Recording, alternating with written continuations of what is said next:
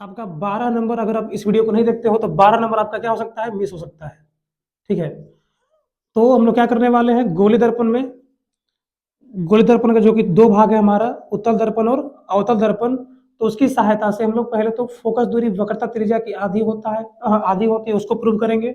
और दर्पण सूत्र जो कि है 1/f बराबर 1/u प्लस 1/v, इसे भी क्या करेंगे, प्रूफ करेंगे। लाइट इधर से आ रहा है। सबसे पहले क्या करना होगा, उत्तल दर्पण बनाते हैं। असल में उत्तल दर्पण इतना कर्व नहीं होता है, बार बार इसके बारे में कहीं ना कहीं आपने भी पढ़ा होगा। ये क्या है, उत्तल दर्पण है, लेकिन जब तक इसको कलई नहीं करेंगे ना तब तक पता नहीं सकते कौन सा दर्पण है। तो ये हो गया हमारा उत्तल दर्पण, और ये है, इसको अगर खींचे इसके बीचों बीच रेखा, ये है इसका प्रधान अक्ष या मुख्य अक्ष। ठीक है, अब क्या करेंगे कि एक प्रकाश को, अनंत से आने वाली प्रकाश को इसके समानांतर गुजारते हैं, तो क्या होगा, उसके बाद परावर्तक सतह से टकरा के क्या हो जाएगा, परावर्तित हो जाएगा, और आता हुआ प्रतीत होगा कहाँ, फोकस पर। फोकस पे आता हुआ प्रतीत होगा, ये हो गया ध्रुव, ये हो गया फोकस, और इसके बीच की दूरी होता है कुछ फोकस दूरी, इसके बीच की दूरी है फोकस दूरी, है ना। अब एक काम करते हैं, एक और प्रकाश की किरण को ले आते हैं, इसके वक्रता केंद्र से ले जाएंगे, जो कि यहाँ पे अभिलंब का भी कार्य कर रहा है। ठीक है, ये अभिलंब का भी कार्य कर रहा है, लेकिन ये आता हुआ प्रतीत होगा सिर्फ यहाँ कहाँ, वक्रता केंद्र पर, है ना। पीछे से की दूरी है, यही हमारा वक्रता त्रिज्या, जिसको आर से रिप्रेजेंट करते हैं। ये हो गया आपतित किरण, परावर्तित किरण, और जो गया है कहाँ, वक्रता केंद्र पर गया है, वह क्या होता है, ये पूरा एक वृत्त का क्या है, त्रिज्या है, और त्रिज्या हमेशा परिधि पर लंब होती है, इसलिए ये जिस दिशा में से आया था उस दिशा में क्या हो जाएगा, वापस लौट जाएगा। ठीक है, ये हो गया हमारा आपतित किरण आई, और परावर्तित किरण हो गया आर। ठीक है, अब क्या करते हैं, इसका नाम रख लेते हैं कुछ, ये है ए बी पॉइंट, नाम कुछ भी रख सकते हो, लेकिन जो जैसे हम रखते हैं वही हिसाब से मान लेते हैं, और कुछ नहीं है, ए बी डी, और ये हो गया ई। ठीक है, अब यहाँ पे आई और आर पता है, परावर्तन के नियम से एंगल आई और एंगल आर आपस में क्या होते हैं, बराबर होते हैं, चूंकि आई बराबर है आर के, किस नियम से, परावर्तन नियम से। तो जो एंगल ए बी ई होगा, एंगल, ये एंगल दिख रहा है, ये बी पॉइंट दोनों का उभयनिष्ठ है ना, ये जो बिंदु हमने बी लिया है वह दोनों का उभयनिष्ठ है। ठीक है, तो जो एंगल बन रहा है, एंगल ए बी ई, वह एंगल डी बी ई के बराबर होगा। एंगल ए बी ई बराबर होगा किसके, एंगल डी बी ई के बराबर है, किस नियम से,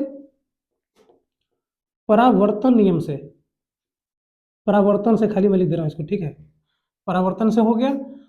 इसको मान लेते हैं समीकरण फर्स्ट, इसके बहुत सारे समीकरण बनेंगे, उससे कोई दिक्कत नहीं है। अब एक और देखें ध्यान से, अगर तो ये जो डी एफ रेखा है, डी से एफ की रेखा और ई से सी की रेखा एक दूसरे को क्या कर रहा है, क्रॉस काट रहा है। ठीक है, और त्रिभुज का नियम आपने पढ़ा हुआ कहीं ना कहीं, अगर आप कहीं पढ़ रहे हो तो, अब बिना पढ़े तो आप देख नहीं रहोगे इसको। ठीक है, तो ये सम्मुख कोण जो होता है आपस में क्या होता है, बराबर होता है ना। यानी अब यहाँ पे जो एंगल है कौन सा, एंगल डीबीई, वह किसके बराबर होगा, सीबीएफ के बराबर होगा, है ना, समकोण कोण से, समकोण कोण से। ठीक है, यानी एंगल जो हमारा बन रहा है सीबीएफ, ये वाला एंगल, यह इसके आर एंगल के सम्मुख होगा। एंगल सीबीएफ वह बराबर हो गया किसके, एंगल डीबीई के, डीबी के हो गया किससे, समकोण कोण से, सम्मुख कोण से। ये हो गया हमारा समीकरण सेकंड। और फर्स्ट और सेकंड का राइट हैंड साइड क्या है, आर एच एस इक्वल है, आर एच एस इक्वल है तो इसका एल एच एस भी क्या होगा, इक्वल होगा। इसीलिए इसीलिए जो एंगल है हमारा, यहाँ पे मैं लिख ही देता हूं, समीकरण फर्स्ट तथा सेकंड से कौन सा पार्ट इसका, R H S part, R H S समान है, आर एच एस समान है। इसीलिए जो एंगल ए बी ई होगा वह किसके बराबर होगा, सी बी एफ के बराबर होगा, एंगल सी बी एफ के बराबर हो गया। इसको मान लो समीकरण थर्ड मान लेते हैं। ठीक है, समीकरण थर्ड मान लिया। और अब देखो यहाँ पे रेखा गया हुआ है कौन सा, ए बी रेखा, वह किसके समानांतर है, पीसी के समानांतर जा रहा है। तो लिख देते हैं यहाँ पे कि जो ए बी है वह समानांतर है पीसी के, तथा जो ईसी लाइन है, ईसी लाइन इसे क्या कर रही है, प्रतिच्छेदित कर रही है, प्रतिच्छेद कर रही है, तथा इसी इसे प्रतिच्छेद करती है, काटती है, लिखी दो, चलो इसे काटती है, काटती है यानी अब देखो जैसे कोई चीज समानांतर जा रहा हो और तिरछा काटेंगे तो संगत कोण बराबर होगा। तो संगत कोण से यहाँ पे, संगत कोण से कौन सा एंगल जो बन रहा है हमारा यहाँ पे ए बी ई, वह अब इस सी वाले एंगल के बराबर होगा, किससे, संगत कोण से, ठीक है, संगत कोण से बराबर होगा। तो अब एक काम करते हैं, जो हमारा है कौन सा angle, angle a b e, angle a b e वह बराबर हो जाएगा किसके, बी सी एफ के, एंगल बी सी एफ के बराबर होगा। ये किससे हुआ, सम्मुख कोण से ना, नहीं संगत कोण से हुआ है, संगत कोण से, संगत कोण से। ये थर्ड है तो इसको समीकरण 4 मान लेते हैं, ये हो गया समीकरण 4, ठीक है, यहां तक अच्छे समझ में आ रहा होगा। अब समीकरण थर्ड और 4 में, समीकरण थर्ड और 4 में ए बी ई, ए बी देख रहे हो, एल एच एस पार्ट क्या है, बराबर है। जब एल एच एस पार्ट बराबर है दोनों में तो आर एच एस अपने आप बराबर हो गया, उसमें कुछ कहना ही नहीं है। तो फिर से इसको लिख सकते हैं, समीकरण थर्ड एवं 4 से, समीकरण थर्ड एवं 4 से जो कौन सा एंगल है, एंगल सी बी एफ और angle b c f, angle c b f बराबर होगा किसके, एंगल बी सी एफ के बराबर होगा, है ना। अब देखो, अब ये हमारा जो त्रिभुज है बी सी एफ, बोलो त्रिभुज बी सी एफ या त्रिभुज सी बी एफ, इसमें दोनों एंगल क्या हो गए, बराबर हो गए। किसी त्रिभुज की दो कोण, जब दो कोण बराबर हो जाते हैं तो जो होता है वो त्रिभुज कैसा होता है, समद्विबाहु त्रिभुज होता है। अगर एक भी नहीं मिलेगा तो विषमबाहु त्रिभुज हो जाएगा, है ना। तो ये समद्विबाहु है, तो समद्विबाहु त्रिभुज की जो कोण होता है उसके सामने की भुजा बराबर होती है और इसके सामने की भुजा ये वाला बराबर होगा। मतलब जो सी बी एफ है उसके सामने की भुजा कौन सी है, यह है सी एफ, सी एफ है, यानी कि यहाँ पे सी एफ और इसका ये वाला भुजा सामने का है बी एफ, वह क्या होगा, आपस में बराबर होगा। इसको मान लेते हैं हम लोग समीकरण 5, ठीक है, इसको समीकरण 5 मान लेते हैं। और एक और यहाँ पे देखें, अब देखो ये जो बी पॉइंट है वह पी पॉइंट के क्या है, बहुत निकट होता है, क्योंकि ये जो बन रहा है एंगल असल में ये क्या है, काल्पनिक हमारे पास क्या होता है, इसका चित्र होता है, ठीक है। या फिर ऐसा ही बोल सकते हैं कि जो दर्पण का द्वारक है यहां से लेके यहां तक, ये दर्पण का द्वारक कहलाता है। दर्पण का द्वारक बहुत छोटा होता है, इस स्थिति में बिंदु जो बी है वह पी के संपाती होता है, ठीक है, ऐसा भी कह सकते हैं। तो मैं लिख देता हूं, जो बी पी के निकट है, बी पी के निकट है ना, निकट होगा तो क्या होगा, ये जो बी एफ की जो दूरी है वह पी एफ के लगभग बराबर होगा, लगभग समरूप होगा, पूरा पूरा बराबर नहीं कह सकते हैं लेकिन थोड़ा बहुत समरूप होगा, ठीक है। इसलिए जो बी से एफ की दूरी है वह किसके बराबर होगा, पी एफ के बराबर होगा, यानी पी एफ बराबर होगा किसके, बी एफ के। इसको समीकरण मान लेते हैं 6। अब देख रहे हैं यहाँ पे कि 5 और 6 का आर एच एस पार्ट क्या है, बराबर है, इसीलिए सी एफ बराबर हो जाएगा किसके, पी एफ के, ठीक है, सी एफ बराबर हो गया पी एफ के। और दोनों तरफ अगर हम पी एफ जोड़ दे तो कोई दिक्कत इसमें कुछ नहीं है, दोनों तरफ पी एफ जोड़ने पर अभी भी वही लिखा हुआ है ना, इसको घटा लेंगे तो क्या होगा, वही हो जाएगा, सी एफ बराबर पी एफ ही बचेगा दोनों तरफ पी एफ जोड़ने पर। तो C F plus P F बराबर P F plus P F, ठीक है। और यहां देख रहे हैं सी से एफ की दूरी, सी से एफ की दूरी और पी से एफ की दूरी इज इक्वल टू पीसी की दूरी है, और पीसी क्या है, वक्रता त्रिज्या है ना, वक्रता त्रिज्या ही तो है हमारा सी, वक्रता केंद्र जो होता है वही रेडियस होता है। तो ये हमारा हो गया पीसी, इस टोटल दूरी को बोल सकते हैं पी से सी की दूरी के बराबर है ये। और पी एफ हो गया 2pf, 2pf हो गया। और ध्रुव और फोकस के बीच की दूरी कहलाता है फोकस दूरी, ध्रुव और फोकस ना, ध्रुव और फोकस के बीच की दूरी फोकस दूरी है, यानी कि हम लिख सकते हैं पीसी को तो लिख सकते हैं हम लोग वक्रता त्रिज्या, और पीएफ को क्या कर सकते हैं, फोकस दूरी, तो ये हो गया 2f, ठीक है। अब अगर एफ को इधर छोड़ देंगे, ये इधर आएगा तो गुना से भागा हो जाएगा, तो हम या तो बोल सकते हैं कि आर बराबर 2f या एफ बराबर आर बाई टू।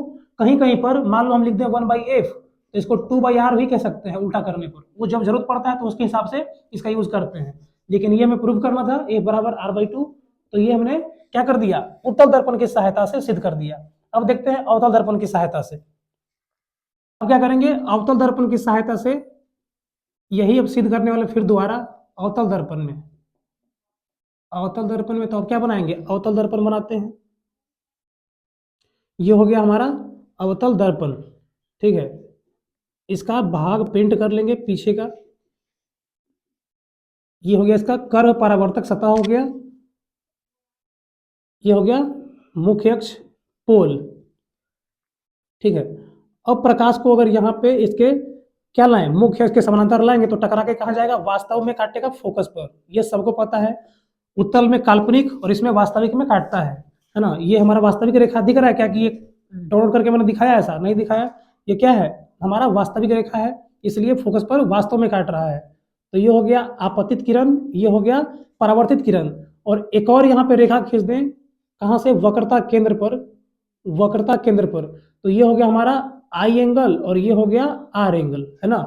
परावर्तन का नियम यहाँ पे फॉलो होने लग गया, आपतित किरण और परावर्तित किरण, और ये हो गया अभिलंब, ठीक है। तो यहाँ सब चीज वास्तव में हो रहा है। इसका नाम रख लेते हैं, मान लो ए बी, ठीक है। अब देखिए यहाँ पर जो एंगल ए बी सी है वह सी बी एफ के बराबर होगा परावर्तन के नियम से, चूंकि आई और आर आपस में बराबर होते हैं, परावर्तन में पढ़ा है सबने नियम इसका। इसलिए जो एंगल ए बी सी होगा वह किसके बराबर होगा, एंगल सी बी एफ के बराबर होगा। एंगल सी बी एफ के बराबर होगा परावर्तन, परावर्तन से, परावर्तन से बराबर हो गया। अब देखिए तो एकांतर कोण से जो आई है, आई वह किसके बराबर होगा, इस एंगल सी के बराबर होगा, ठीक है। परावर्तन का एकांतर कोण का भी सबको नियम पता है।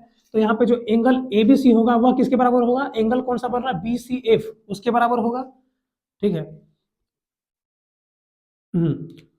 यानी इसको मान लेते हैं समीकरण फर्स्ट ही मान सकते हो, या फिर ऐसा भी लिख सकते हैं कि जो एंगल और कौन सा एंगल है, angle a b c, angle a b c वह किसके बराबर होगा, एंगल बी सी एफ के बराबर होगा एकांतर कोण से। एंगल बी सी एफ के बराबर होगा किस कोण से, एकांतर कोण से,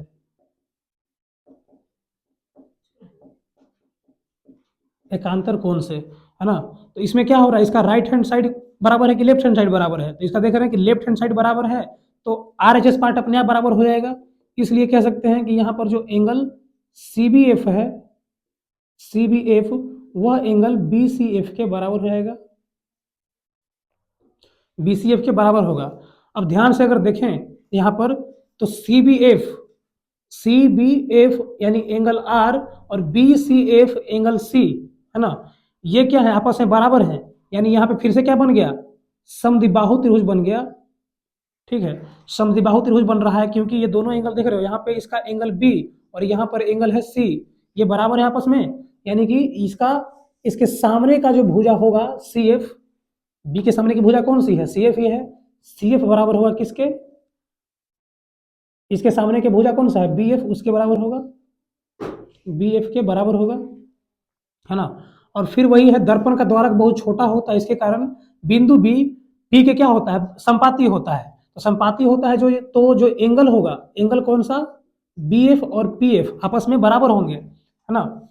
इसको मैं मान लूँ समीकरण फर्स्ट, ठीक है। तो कौन सा, जो पी एफ है, पी एफ वह बी एफ के क्या होगा, बी एफ के बराबर होगा। क्यों बराबर होगा, क्योंकि ये जो हमारा बी एफ है और पी एफ है, बी एफ और पी एफ है समरूप है। यहाँ पे मैं लिख देता हूँ, बी एफ और पी एफ क्या है, समरूप है, इसलिए पी एफ और बी एफ आपस में बराबर होगा, है ना। चलिए, तो ये हो गया हमारा समीकरण सेकेंड। और फर्स्ट और सेकेंड का आर एच एस पार्ट बराबर है, आर एच एस बराबर है इसमें, बी एफ समरूप है, बी एफ समरूप है किसके, पी एफ के, पी एफ बराबर बी एफ, हाँ ठीक है। समीकरण फर्स्ट तथा सेकंड से क्या हो रहा है, समीकरण फर्स्ट तथा सेकंड से जो दोनों का क्या पार्ट है, RHS पार्ट है ना, हाँ RHS समान है, RHS समान है, इसलिए CF जो होगा वह किसके बराबर होगा, PF के बराबर होगा। और दोनों तरफ फिर से वही करते हैं, इसीलिए दोनों तरफ सेम वही कंडीशन है, दोनों तरफ PF जोड़ने पर, PF जोड़ने पर तो हो जाएगा CF प्लस PF बराबर PF प्लस PF। तो C से F की दूरी, C से F की दूरी और P से F की दूरी क्या है, PC के बराबर है। तो फिर से वो लिख देंगे PC, और PC क्या होता है, वक्रता त्रिज्या होता है। PC बराबर हो गया 2PF, ठीक है, PC बराबर 2PF और P से C की दूरी है वक्रता त्रिज्या, तो R बराबर हो गया 2F। क्यों हुआ, P से F की दूरी क्या कहलाती है, फोकस दूरी कहलाती है, इसलिए। ठीक है, तो R बराबर 2F और फिर से F बराबर हो गया तुम्हारा R/2। तो ये भी प्रूफ हो गया हमारा। अब क्या करना है हमें, अवतल दर्पण और उत्तल दर्पण की सहायता से दर्पण सूत्र सिद्ध करना है। तो चलो इसको मिटा देते हैं। अब क्या करने वाले हैं, दर्पण सूत्र जो कि होता है 1/f बराबर 1/u प्लस 1/v, या कह लो 1/v प्लस 1/u, है ना। इसको प्रूव करने वाले हैं। सबसे पहले मैं उत्तल दर्पण सही कर लेता हूँ, उत्तल दर्पण से बना लेते हैं उत्तल दर्पण।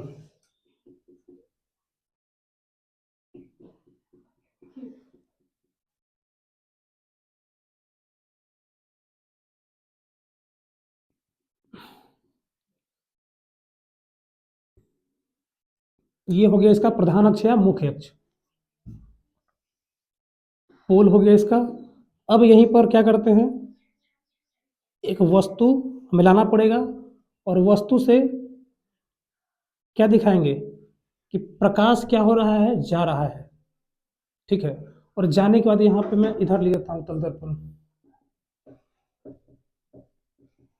उत्तल दर्पण में प्रूव कर रहे हैं हम लोग।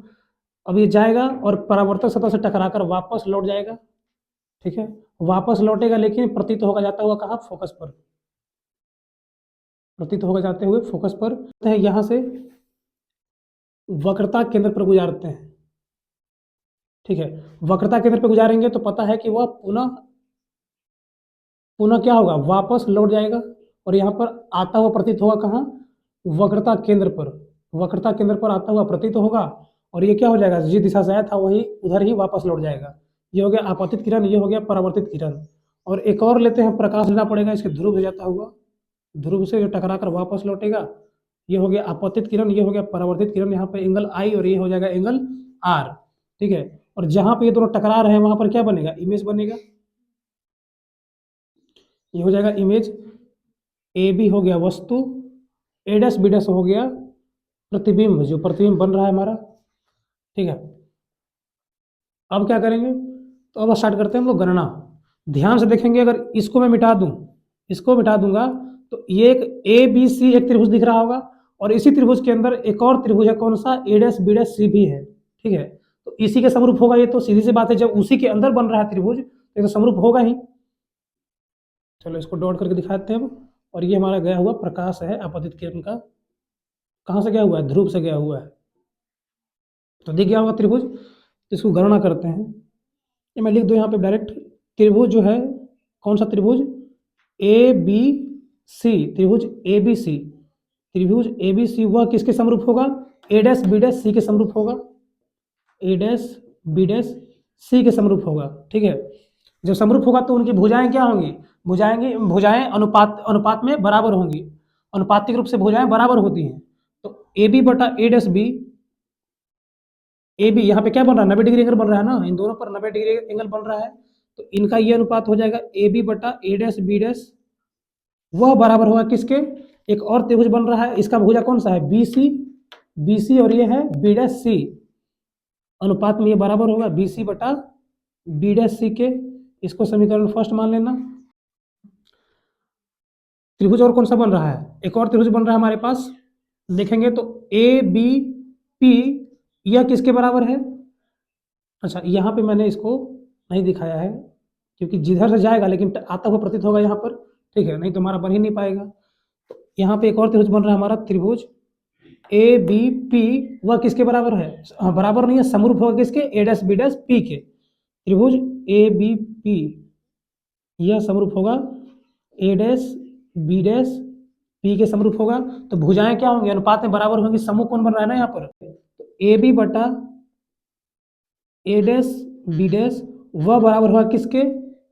पी बी बटा पी से बी की दूरी, और ये हो गया तुम्हारा p b dash, p b dash. ये हो गया समीकरण सेकंड, समीकरण सेकंड। और समीकरण फर्स्ट और सेकंड में दोनों का एलएचएस पार्ट क्या है? सिमिलर है, समान है, ठीक है। समीकरण फर्स्ट तथा सेकंड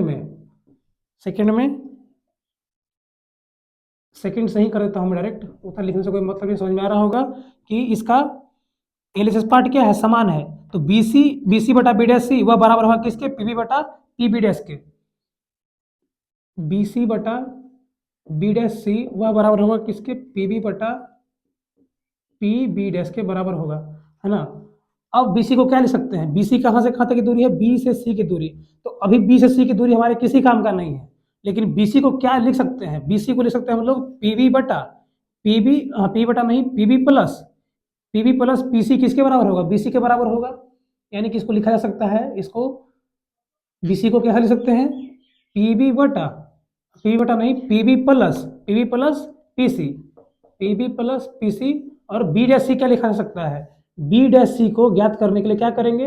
पीसी में से घटा लेंगे पी बी डैश को, ठीक है, पीसी में से घटा लेंगे पी बी डैश को, और ये बराबर होगा किसके? पीबी बटा पी बी डैश के, है ना। इसी को हमने लिखा है ना इस फॉर्म में। अब देखते हैं यहाँ पर क्या क्या हमने मान लिया है। यहाँ पे इसको दिखाते हैं। यहाँ पीबी क्या है? पी से बी की दूरी है वस्तु दूरी। यहाँ जो हमारा पीबी है, पीबी वह किसके बराबर होगा? वस्तु दूरी है, ये हमारा यू है। और क्या है? और यहाँ पे देखें तो पी से सी की दूरी क्या है? वक्रता त्रिज्या है। अब चूंकि आपतित किरण के दिशा में जा रहे हैं तो मान धनात्मक होगा। और है हमारा पी बी डैश क्या होगा? पी बी डैश हमारा प्रतिबिंब दूरी, पी बी डैश हमारा हो गया भी। ये हमने निकाल लिया और यहाँ पे मान रख देंगे। पीबी का मान कितना हो जाएगा? पीबी का मान हो जाएगा -u प्लस पीसी का मान हो गया r, पीसी का मान फिर से r रख लेंगे, और पी बी डैश क्या है? भी है, ठीक है। पीबी क्या हो गया? पीबी फिर से लिख लेंगे -u, और पी बी डैश ये हो गया भी, ठीक है। अभी हमने प्रूव किया था कि फोकस दूरी वक्रता त्रिज्या की आधी होती है ना, इसीलिए, ठीक है, इसीलिए जो r होगा वह किसके बराबर होगा? 2f के बराबर होगा, 2f के बराबर होगा। तो r के जगह पर हम क्या कर सकते हैं? 2f लिख लेंगे। तो -u प्लस 2f बटा 2f प्लस भी बराबर -u बटा भी। अब क्रॉस गुना कर लो, क्रॉस मल्टीप्लाई कर लेते हैं, तो गुना करेंगे तो मिल जाएगा -u भी प्लस 2vf बराबर माइनस कितना? -2uf और क्या हो जाएगा? प्लस माइनस हो जाएगा माइनस की,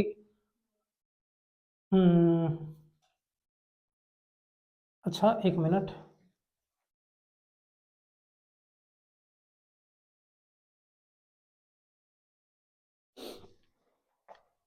यहाँ पे कुछ गड़बड़ है। ये गुना हुआ तो -2uf, ठीक है। उसके बाद ये प्लस माइनस माइनस हो जा रहा है। अच्छा एक मिनट रुकना, यहाँ पे पी बी डैश है ना, पी बी डैश माइनस में है तो यहाँ पे माइनस का चिन्ह होगा। PC minus p b dash था, तो पीसी की जगह हमने क्या लिखा? पीसी की जगह आर लिखा था, तो यहाँ पे होना चाहिए माइनस ना, यहाँ पे हो जाएगा माइनस, तो इसके जगह आप लिखेंगे माइनस भी, तभी होगा ये प्लस, ठीक है। तो प्लस यू भी, ठीक है। अब क्या करते हैं? ये हो गया हमारा LHS और ये हो गया RHS। अब इसमें से -u भी को ले जाएंगे उस तरफ तो क्या हो जाएगा? ये प्लस में हो जाएगा माइनस से, तो ये होगा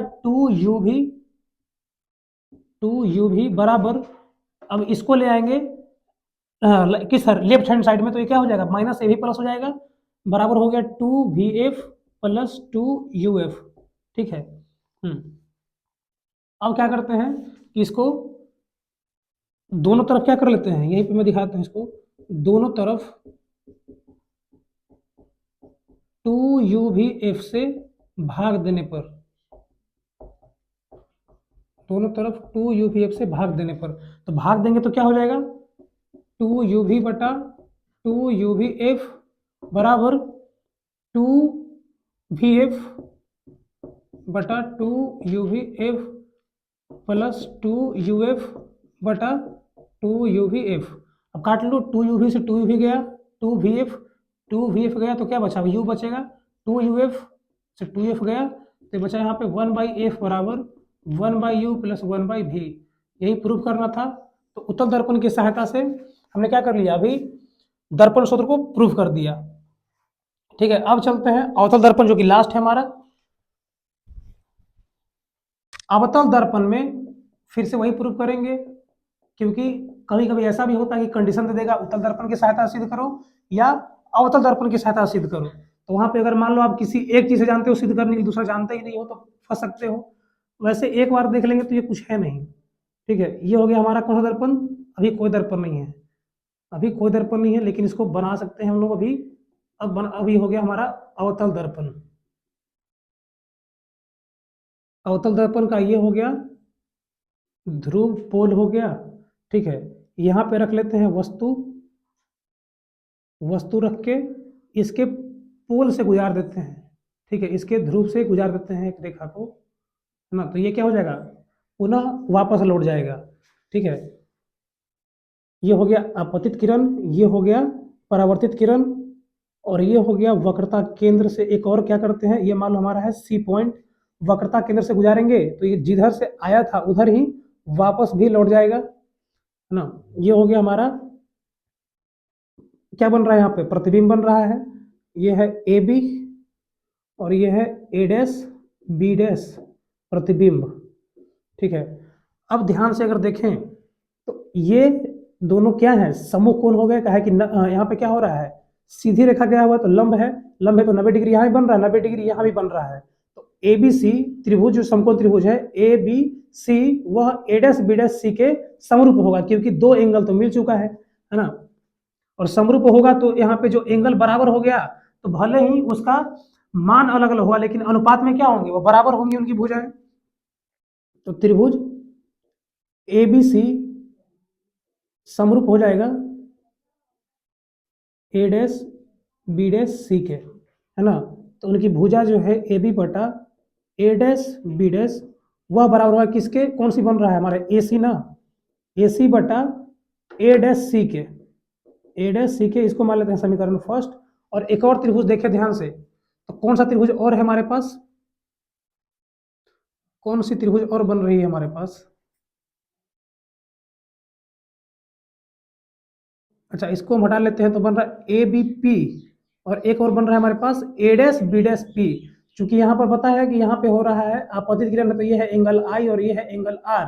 ठीक है, तो ए बी पी जो होगा वह ए डैश बी डैश के समरूप होगा, है ना, क्योंकि इसका पता है कि आई और आर आपस में बराबर होते हैं हमेशा परावर्तन के नियम से, और यहाँ पे भी लंब है, यहाँ पे भी लंब खींचा हुआ है। ठीक है, अगर मैं इसको हटा दूं तो एक त्रिभुज दिख रहा है बड़ा सा ए बी पी, उसके बारे में बात कर रहे हैं हम। ठीक है, तो त्रिभुज ए बी पी ये किसके समरूप होगा, त्रिभुज ए डैश बी डैश पी के, ए डैश बी डैश पी के। तो इनकी भुजाएं भी क्या होंगी, अनुपाती रूप से बराबर होंगी, यानी ए बी बटा ए डैश बी डैश वह बराबर होगा किसके, पी ए डैश बटा, नहीं ये हमारा पी है ना, हाँ पी ए बटा P a dash, P dash के बराबर होगा। इसको समीकरण सेकंड मान लेते हैं। अब फिर से देख रहे हैं कि समीकरण फर्स्ट और सेकंड में लेफ्ट हैंड साइड बराबर है, लेफ्ट हैंड साइड बराबर है, तो समीकरण फर्स्ट तथा सेकंड से एल एच एस समान है, या बोल सकते हो आप सिमिलर है, समान है। इसलिए जो ए सी बटा ए डैश सी है वह किसके बराबर होगा, ए सी बटा ए डैश सी, ए सी बटा ए डैश सी वह होगा पी ए बटा पी ए डैश के, पी ए बटा पी ए डैश के बराबर होगा, ठीक है। और ए सी क्या है, ए से सी की दूरी ज्ञात करने के लिए क्या कर सकते हैं, ए से सी की दूरी ज्ञात करनी है तो क्या किया जा सकता है, ए से सी की दूरी, ए से सी की दूरी ज्ञात करने के लिए टोटल पी ए में से पी सी को घटा सकते हैं, तो यहाँ पे लिख सकते हैं p a minus p c, ठीक है। और ए डैश सी घटाना है, ए डैश सी निकालने के लिए क्या करेंगे, पी सी में से पी ए डैश को हटा लेंगे तो हमको ए डैश सी मिल जाएगा। तो ये हो गया हमारा पी सी माइनस कौन सा, p a dash, p c minus p a dash, ठीक है। ये ए सी का, ये दोनों ए सी का मान है ये p a minus p c, और ए डैश सी का किसके बराबर होगा, p c minus p a dash करेंगे तो हमको ए डैश सी मिल जाएगा। और यह किसके बराबर है, पी ए बटा पी ए डैश के बराबर है, ठीक है। अब यहाँ पे मैं लिख देता हूँ कुछ बात को यहाँ पे, हालांकि लिखना आप इसके सामने यहाँ पे स्पेस नहीं, इसलिए मैं लिख रहा हूँ। यहाँ पी ए क्या है, पी से ए की दूरी क्या है, वस्तु दूरी है, और चूंकि हम लोग क्या जा रहे हैं, जिधर आपतित किरण है उसके उल्टे दिशा में जा रहे हैं। चिन्ह परिपाटी सबने याद किया होगा, चिन्ह परिपाटी में कहीं ना कहीं आपने पढ़ा है तो पता होगा, चिन्ह परिपाटी में से बताया गया होगा आपको। पी से ए की दूरी चूंकि क्या है, आपतित किरण के विपरीत है, ठीक है। इसलिए यहाँ जो पी ए होगा, पी ए हुआ हो जाएगा वस्तु दूरी माइनस में हो जाएगा। और क्या है, पी सी है, तो पी से सी की दूरी क्या होगी, वक्रता त्रिज्या, जो कि माइनस में होने वाला है, क्योंकि हम लोग आपतित किरण के उल्टा दूरी नाप रहे हैं। तो पी से सी की दूरी माइनस में होगा। और उसके बाद पी ए डैश है, तो पी ए डैश क्या है, यह है प्रतिबिंब दूरी, ये भी माइनस में होगा, पी ए डैश भी माइनस में होगा, माइनस भी। अब इसका मान रखना है सिर्फ, तो पी ए क्या है, पी ए है माइनस यू, ठीक है, यहाँ माइनस का चिन्ह है, और पी सी क्या है, माइनस आर, तो ये हो गया माइनस आर बटा, अब पी सी क्या है, फिर से माइनस आर है, और माइनस पी ए डैश क्या है, माइनस भी है, माइनस भी बराबर, पी ए का मान कितना था, माइनस यू, अब पी ए डैश क्या था, माइनस भी, पी ए डैश क्या है, माइनस भी है, तो माइनस माइनस ये कट गया, और ये हो गया हमारा माइनस यू, और माइनस माइनस हो गया गुना होके प्लस का आर, और ये हो गया माइनस आर प्लस भी बराबर यू बटा भी। अब वही कर लेंगे, फिर से आर के जगह पर 2f रख लेंगे, चूंकि हमें पता है कि f बराबर होता है r/2, तो r हो जाएगा फोकस दूरी, r जो होगा वक्रता त्रिज्या, वो फोकस दूरी का दुगना होगा। तो इस r का मान रख लेते हैं माइनस यू, और प्लस में कितना हो जाएगा, प्लस में 2f बटा माइनस 2f, और प्लस में भी बराबर u बटा भी, ठीक है। अब देखें, क्रॉस गुना कर लेंगे, क्रॉस गुना करेंगे तो क्या मिलेगा, इससे गुना करेंगे तो मिल जाएगा हमको माइनस यू भी, और प्लस में 2vf बराबर, अब इसको गुना करेंगे तो मिलेगा माइनस का 2uf, और ये हो गया हमारा प्लस का u भी। अब इसको माइनस यू भी को राइट हैंड साइड में ले जाएंगे तो माइनस से प्लस हो जाएगा, और इसको ले आएंगे इस तरफ, इसको ले आए इधर, और इसको ले आए उस तरफ, ठीक है, यही कंडीशन होने वाला है। तो ये क्या हो जाएगा, तो ये हो जाएगा माइनस 2u भी, उधर जाएगा तो प्लस, तो हो जाएगा 2u भी बराबर, ये आएगा इस तरफ तो हो जाएगा 2vf प्लस 2uf, ठीक है। फिर से वही कर लेंगे जो हमने भी किया था, दोनों तरफ 2uvf से भाग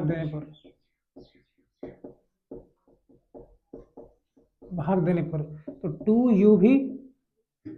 2u बटा 2uvf बराबर 2vf बटा 2uvf प्लस 1 प्लस कितना हो गया, 2uf बटा 2uvf, तो काट लेते हैं, 2u से 2v गया, 2vf गया, 2uf गया, और आ गया 1/f बराबर 1/u प्लस 1/v, ठीक है। और इसी को हमें प्रूव करना था। इस वीडियो में पूरा मैंने चारों तरीके से कंप्लीट कर दिया है पूरा। बाकी कंटेंट अच्छा लगे तो सब्सक्राइब कर सकते हो।